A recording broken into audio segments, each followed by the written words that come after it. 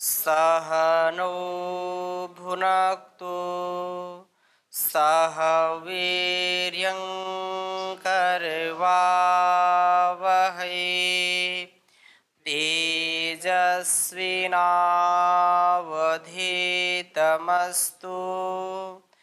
मा विद्विषावहै। ओम शांति शांति शांति। वैदिक जीवन पद्धति की इस कक्षा में आप सबका स्वागत है, अभिनंदन है। ईश्वर स्तुति प्रार्थना उपासना के 7वें मंत्र का हम स्वाध्याय कर रहे हैं और जिसमें उस परम पिता परमेश्वर को अपना बंधु बताया, अपना पिता बताया, अपना उत्पत्ति करता बताया, वह सब कर्मों को पूर्ण करने वाला है ऐसा बताया। तो सनो बंधुर जनिता सविधाता धामानि वेद भुवनानि विश्वा यत्र देवा अमृत मानसाना तृतीये धामन्न धैर्ययन्त। इस मंत्र को थोड़ी सी चर्चा पहले कक्षा में की थी और थोड़ा सा समझने का प्रयास करते हैं कि वह परम पिता परमेश्वर न हम सबका क्या है, बंधु है, वो भ्राता है, सखा है, स्वजन है तथा जनिता है, हम सबका उत्पत्ति करने वाला है, वो पिता है। वह परमात्मा विधाता है, सब कर्मों को पूर्ण करने वाला है, कर्मफल प्रदाता है। विश्वा समस्त भुवनानि धामानि वेद, लोक लोकांतरों को तथा उनके नाम स्थान और उत्पत्ति प्रकार आदि को जानने वाला है, क्योंकि वही इनका उत्पत्ति करता है और वही उस तृतीय धाम अर्थात मोक्ष धाम को धारण करने वाला है, ये अधिष्ठाता है। यत्र धामन्न धैर्यंत, जिसमें देवाः जो तृतीय अर्थात जीव प्रकृति के विलक्षण नित्यानंद युक्त परमात्मा में विद्वान धार्मिक मुमुक्षु एवं साधक जन अमृतम मोक्ष आनंद को आनशानाः, आनशानाः का तात्पर्य क्या है, प्राप्त करके उस परम पिता के अनुग्रह से ही अध्ययनयन्त स्वेच्छा से विचरण करते हैं। उसी परम पिता की जो एकमात्र हमारा सबका उपास्य देव है, जिसके स्थान पर संसार में कोई ऐसी योग्यता नहीं रखता कि हम उस ईश्वर के स्थान पर किसी अन्य की उपासना करें, किसी अन्य का हम ईश्वर के स्थान पर उसको उपासना में लाएं, ऐसा बिल्कुल नहीं हो सकता है। अतः हम उसके गुण गाएं और उसकी आज्ञा के अनुसार अपने जीवन यापन को आगे बढ़ाएं। तो आगे की चर्चा मैं करूं, आप में से किसी का कोई प्रश्न हो पिछली कक्षा में से? ओम स्वामी जी प्रणाम। जी प्रणाम। स्वामी जी आपने धाम के विषय में बताए हैं जी। तो शरीर के धाम जो इंद्रियों के विषय में बताया आपने जी। तो वो तो व्यक्ति और जो चारों धाम करते हैं तो वो भी तो परमात्मा में बनाए हैं ना। बिल्कुल सत्य ये है। अपने आदि शंकराचार्य जी ने और कुछ महापुरुष हुए हैं, तो मन की शांति के लिए वो धाम बनाए गए हैं कि एक श्रद्धा के लिए बनाए गए हैं? बड़ा अच्छा प्रश्न है आपका। चारों धाम के लोग यात्रा करते हैं। धाम का मतलब होता है स्थान, धाम का मतलब होता है जहाँ हमको सुख शांति शक्ति की प्राप्ति हो। तो धाम जो अलग अलग धाम बनाए हैं, लोक लोकांतर को भी धाम कहते हैं। हमारे शरीर में जो शक्ति जिनमें निहित होती है, वो भी शक्ति संपन्नता जिन जिन अंगों में इंद्रियों में है, वो भी धाम नाम से कहलाते हैं। और आपने नई बात पूछी कि परमात्मा ने भी ये बनाए हैं, तो इस बात को समझना चाहिए कि परमात्मा ने चारों धाम नहीं बनाए हैं। जो भी लोक में बताए जाते हैं, केदार धाम, बद्री धाम और अलग अलग धाम है और भी हो सकते हैं। तो धाम का स्थान तात्पर्य होता है और ये शक्ति तपस्या और पवित्रता के धाम हैं, स्थान है, जहाँ पर व्यक्ति जाकर के थोड़ा सा सुख शांति का अनुभव करता है, इसलिए उनको धाम कहते हैं। तीर्थ धाम उनको बोलते। तीर्थ तो अपने अंदर है सारा, लेकिन कभी कभी तीर्थाटन करना चाहिए। उससे क्या होता है, हमको जो है आवागमन का भी अनुभव होता है, देश दुनिया का अनुभव होता है, एकांतवास का अनुभव होता है। इसलिए बाहर के तीर्थयात्री जो है या हम कभी तीर्थ यात्रा के लिए निकलते हैं, उससे नए नए अनुभव होते हैं, वातावरण भी हमारा चेंज होता है, जो हमारे मानसिक और शारीरिक स्वास्थ्य के लिए अत्यंत उपयोगी होता है। इसलिए इनको धाम कह दिया। और लोक भाषा में, लोक बोलचाल में क्या कहते हैं, और बताइए जी क्या हाल चाल है, और बताइए क्या काम धाम चल रहा है, काम धाम सब ठीक चल रहा है, ऐसा बोलते हैं कि नहीं लोक में। तो काम धाम हाल चाल ये बिल्कुल बोलते हैं। हाल हम अपनी स्थिति, क्या हम अपने आप स्वस्थ हैं, हम कहीं गड़बड़ तो नहीं है, हमारा जो अस्तित्व है, हमारा जो विवेक है, हमारा जो ज्ञान है, उसके अनुसार कार्य कर रहे हैं कि नहीं। हाल माने स्थिति, अपनी स्थिति में है कि नहीं, स्वस्थ अपने में हम स्थित हैं कि नहीं, अस्वस्थ तो नहीं मानसिक रूप से। और चाल, चाल मतलब चाल चलन, कहीं वेदानुकूल आचरण से इधर उधर तो नहीं हो गए। जैसा बड़ों का आदेश निर्देश उपदेश है वैसा ही आचरण कर रहे हैं कि कहीं जो है आउट ऑफ स्टेशन की ओर जा रहे हैं। तो आउट ऑफ स्टेशन ना हो जाए, आउट ऑफ एरिया ना हो जाए, अपने क्षेत्र के हम स्वामी बने, अपने जीवन के हम स्वामी बने, अपने गुणकर्म स्वभाव से हम अच्छे बने। तो हमारा ये हाल चाल लोग पूछते हैं, आप कैसे हैं, हाल चाल ठीक है। दूसरी बात क्या पूछते हैं, काम धाम कैसा है, आप के द्वारा किए गए या किए जा रहे कर्म ठीक ठीक चल रहे हैं कि नहीं चल रहे हैं, उन कर्मों में कोई गड़बड़ी तो नहीं है। और धाम, धाम का मतलब आपका जहां स्थान है, जहां आपका घर है, घर के लोग सब ठीक ठाक हैं। तो धाम से स्थान हम लें, और वह परमात्मा जो यहाँ पर कहा है कि वो सब लोक लोकांतरों को भी बनाने वाला है, हम सबका बंधु है, जनिता है, हमारा विधाता है, ऐसी भावना से हम स्वाध्याय कर रहे हैं। और कोई चर्चा? ओम जी स्वामी जी, जी। देवा का बस 2 ओ क्यों लिखा है उसमें? ओ तो अमृता मानस अनुष्ठित है, लेकिन हाँ, देवा के बाद और एक 2 क्यों लिखा है? वेद, वेद में होता है छांदस, वो भी तो ओ बोलते हैं ना। आ आ हाँ, आ, देवा, देवा अवग्रह लगाते हैं उसमें, अवग्रह। तो आगे हम चलते हैं। उस परमपिता परमेश्वर के द्वारा बनाए गए धाम, यत्र जिस शरीर में देवाह देव लोग अमृत मानशानाह, उस अमृत रूपी प्रभु का सेवन करते हैं, जो तृतीय धामन, तृतीय स्थान में अधैर्यंत विचरते हैं। तो असुर लोग तमोगुण में विचरते हैं और प्रकृति भोगों को ही परम ध्येय मानते हैं, बनाते हैं। दूसरा, जो असुरों से ऊपर मनुष्य हैं, कुछ मनन चिंतन करके सुख भोग भी करते हैं और उससे ऊपर उठ करके सतोगुण का भी प्रयास करते हैं। तमोगुण से ऊपर, रजोगुण से ऊपर उठ करके अपने जीवन को चलाने का प्रयास करते हैं, परंतु पूरा पूरा उठ नहीं पाते हैं और सांसारिक यश कीर्ति की भी प्राप्ति करते हैं। ये नाना प्रकार के लोक हितकारी कार्यों को करके यशो लाभ प्राप्त करते हैं, जो मध्यम धाम में है मनुष्य। और तीसरा जो तृतीय कहा, 3 कहा है ना, तो इनसे भी ऊपर देवलोक है या देवलोग हैं। ये सत्व गुण में अवस्थित होकर के उस प्रभु को प्राप्त करने का प्रयत्न करते हैं। ये प्रभु ही तृतीय धाम है। देव सदा प्रभु में विचरते हैं। तृतीय धाम का ये चित्रण है। जो तृतीय धाम कहा, पहला धाम जो सबसे उत्तम धाम है, तृतीय यहाँ कहा ना, तृतीय धामन धैर्यंत, तृतीय लोक में विचरते। तृतीय लोक का तात्पर्य क्या है?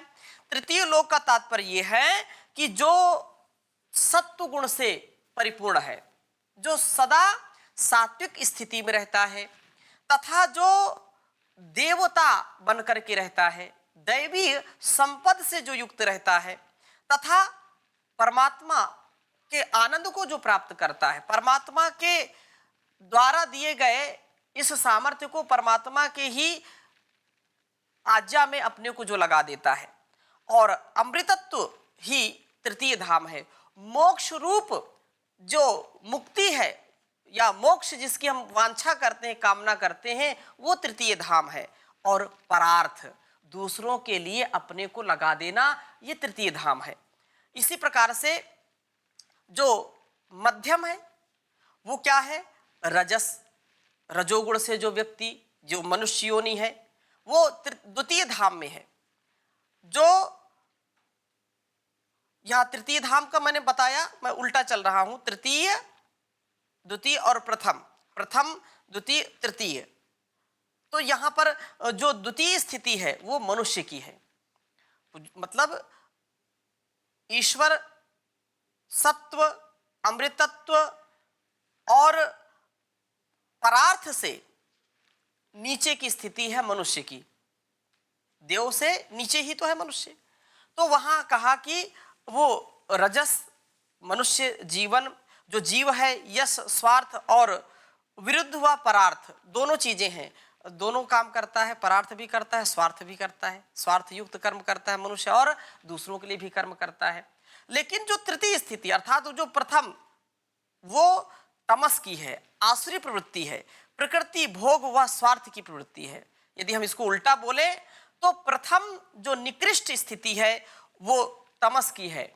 तमस में, असुर में, और जो प्राकृतिक भोगों में रमण करते हैं, भोग वृत्ति ही जिनको प्यारी है, और जो स्वार्थ में रहते हैं वो पहली स्थिति में हो गए। दूसरी स्थिति में जो रजोगुण युक्त रहते हैं, उत्साह में रहते हैं और चिंतन मनन करके कार्यों को करते हैं, वो कौन है? वो मनुष्य हैं, वो जीव हैं जो यश के लिए कार्य करते हैं, स्वार्थ के लिए भी कार्य करते हैं और परार्थ के लिए, दोनों जो कर्म करते हैं। लेकिन जो तृतीय धाम की बात कही है वो सतोगुण की प्रधानता से युक्त कर्म, सतोगुण और देव योनि में जो प्रवेश करते हैं, अमृतत्व की जो कामना करते हैं, अमृतत्व का जो वर्ण करते हैं, और परार्थ सदा दूसरों के परोपकार के लिए ही अपने जीवन को समर्पित करते हैं। ऐसे तो इस शरीर में हम तमोगुण, रजोगुण से ऊपर उठ करके सतोगुण में विचरते हुए प्रकृति व जीव से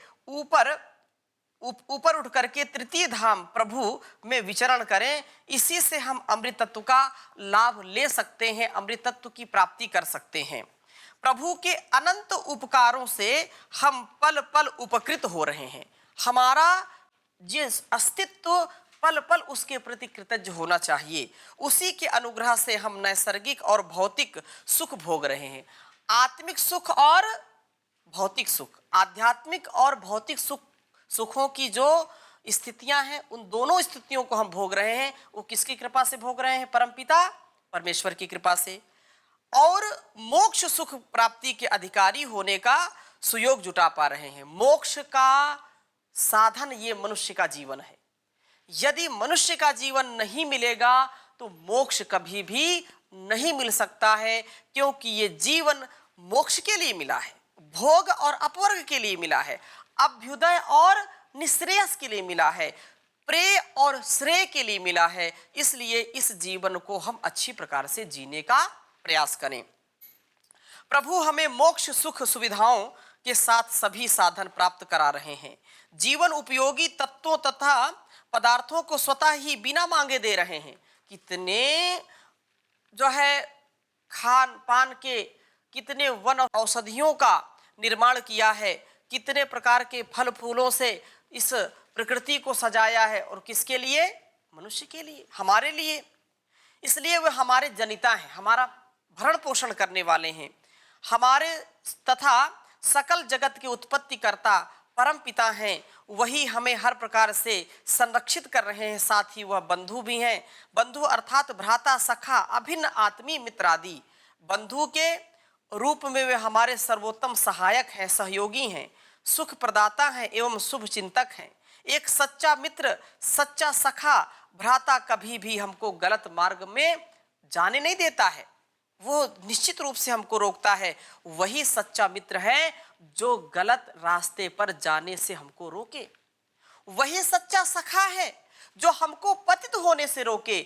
आज की स्थिति में स्वयं कुछ बच्चे ऐसा करते हैं और वो बोलते हैं हमारी पक्की मित्रता है, और वो स्वयं ऐसे दुर्व्यसनों में फंसे होते हैं, ऐसे कुकृत्य में फंसे होते हैं, और अपने भाई को, अपने बंधु को, अपने मित्र को भी उसी कीचड़ में खींचना चाहते हैं, और वो नहीं आना चाहता है। कोई सात्विक विचारधारा का मित्र उसका है तो उससे बोलते हैं हमारी तुम्हारी मित्रता आज से समाप्त, जो फ्रेंडशिप थी वो समाप्त हो गई। ये ऐसा यदि कोई मित्र करेगा तो मित्र नहीं है, वो शत्रु से भी ज्यादा गिरा है, शत्रु से भी ज्यादा खतरनाक है, जो हमारे चरित्र को खराब करता है, हमारे उच्च विचारों को खराब करता है, हमारी विचारधारा में संकीर्णता को उत्पन्न करता है, हमको अपने अस्तित्व से नीचे गिरा देता है। उसको हम कभी भी अपना बंधु, सखा, मित्र न माने,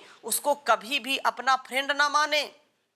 वो हमारा घातक है, हमारा शत्रु है, जो हमको चरित्र से गिरा दे, हमको आचरण से गिरा दे, अपनी ईमानदारी से हमको डिगा दे, हमको अपने आध्यात्म मार्ग से हटा दे। ऐसा मित्र शत्रु से भी ज्यादा खतरनाक है, इनसे बचना चाहिए। एक सच्चा मित्र, एक सच्चा सखा हमको अपने नुकसान को, अपनी हानि को सहन करके हमको उत्थान की ओर ले जाता है। बंधु से मन की गुण से गुण बात भी निसंकोच कही जा सकती हैं, जबकि माता पिता से संकोच करते हैं, माता पिता से नहीं बताते हैं। इसलिए परमात्मा को बंधु कहते हैं, उसको पिता भी कहते हैं, उसको माता भी कहते हैं, उसको सब कुछ कह दिया। कुछ भी मानो, उसके आगे सदा समर्पित रह करके जीवन जीना है। इतनी निसंकोचता कि वह मित्र के रूप में हम उसको स्वीकार कर रहे हैं। अतः बंधु का रिश्ता अधिक अपनत्व के लिए रहता है। एक सच्चे बंधु मित्र के लिए भी जो है भर्तृहरि बहुत अच्छा श्लोक और बहुत ही सार्थक है, प्रासंगिक है कि वास्तव में सच्चा मित्र कौन है। वो परमात्मा जो सदा हमारे अंदर की मलिनता को साफ करता रहता है, सच्चा सखा है वो। और संसार में भी सखा कैसा होना चाहिए, कौन सखा हो सकता है, तो महाराज भर्तृहरि लिखते हैं, पापा निवारयति योजते हिताय गुह्यम निगूहति गुणान प्रकटी करोति आपद्गतं न जहाति ददाति काले सन्मित्र लक्षणमिदं प्रवदन्ति संतः। पापा निवारयति, बहुत सुंदर बात कही। दूसरे प्रकार से यदि गा करके देखेंगे, पापा निवारयति योजते हिताय गुह्यम निगूहति गुणान प्रकटी करोति आपद्गतं न जहाति ददाति काले सन्मित्र लक्षणमिदं प्रवदन्ति संतः। संतों ने, अच्छे सज्जनों ने एक मित्र के क्या लक्षण होने चाहिए, इससे अच्छी परिभाषा कोई हो नहीं सकती है। तो हम अपने साथी मित्रों से इस बात को जो है, इस आधार पर उनका परीक्षण करें कि वास्तव में आज कोई हमारे साथ ऐसा मित्र है या नहीं है। यदि नहीं है तो ऐसे जो छल कपट के साथ आपके साथ व्यवहार करते हैं उनसे नमस्ते कर लेनी चाहिए, अथवा उनको बदलने का प्रयास करना चाहिए। क्या कहा, पापा निवारयति, जो सच्चा सखा है, जो सच्चा बंधु है, जो सच्चा मित्र है, वो क्या करता है, आत्मीय बंधु सखा आदि सदैव बुराइयों से बचाता है, सदा पापों से बचाता है मित्र को। और योजते हिताय, जो कल्याणकारी मार्ग है, जो कल्याणकारी कार्य है, जो कल्याणकारी कर्म है, उनमें नियोजित करता है, उसमें उसको जोड़ देता है, बुराइयों से हटाता है और अच्छाइयों में उसको लगाता है। वो सच्चा मित्र होता है और उसको उधर ही प्रेरित करता है, अच्छाई की ओर। गुह्यम निगूहति गुणान प्रकटी करोति, बहुत सुंदर बात कही कि गुण रहस्य की बातों को गुप्त ही रखता है, प्रकट नहीं करता है। अब बड़ी मित्रता में उससे धीरे धीरे राज की बातें पूछ ली और उसको वो सब लोक में प्रसारित कर दिया, जिससे वो बड़ा लज्जित होता है। और लोग ब्लैकमेल करते हैं ऐसे कि वो मित्र मित्र कह करके सारी बातें जो गूढ़ रहस्य उसको उससे मुख से निकलवा लिया, और फिर बोले कि यदि ऐसा तुम नहीं करोगे तो तुम सबको बता दूंगा, यदि पैसे नहीं दोगे, ये नहीं करोगे, वो नहीं करोगे, मेरी बात माननी पड़ेगी। तो ऐसा व्यक्ति मित्र कहलाने के योग्य नहीं। मित्र वही है जो उसकी गुण रहस्य बातों को गुण ही रखे, कभी उनको प्रकट ना करे दूसरों के सामने। और हमारे लेकिन हम में जो गुण होते हैं, जो दोष हैं उनको भी धीरे धीरे बताना, लेकिन गुणों की ज्यादा प्रशंसा करना। कोई गुण होते हैं प्रशंसनीय, कोई बात होती है तो उसे अवश्य प्रकट करता है। हमारी कमियों को भी कभी कभी बताए, लेकिन आराम से। कभी लोग बिल्कुल ही ऐसा धावा बोल देते हैं कि अगला व्यक्ति बिल्कुल धाराशायी हो जाता है, ऐसा नहीं। उसके मित्र वही है जो मित्र के गुणों को बहुत बड़ा बताए और उसको उत्साह दे कि तुम्हारे अंदर ये गुण है, इसको और बढ़ाइए, उसे प्रकट करे और उसका सब जगह बखान करे कि मेरा मित्र ऐसा है, ऐसा है, ऐसा है। एक कहावत है कि यदि आप हमसे संतुष्ट हैं तो सबसे कहिए, और यदि असंतुष्ट हैं तो हमसे कहिए। भाई, दूसरों के सामने मेरी कमी बताने से या मित्र की कमी बताने से वो कभी अच्छाई में बदलती नहीं है, लेकिन और उससे बुराई ही फैलती है। जो व्यक्ति बुरा है तो उसको धीरे से बतानी चाहिए, उसको सही मार्ग पर लाना चाहिए। ऐसा करने से व्यक्ति का गुण जो है बढ़ता है।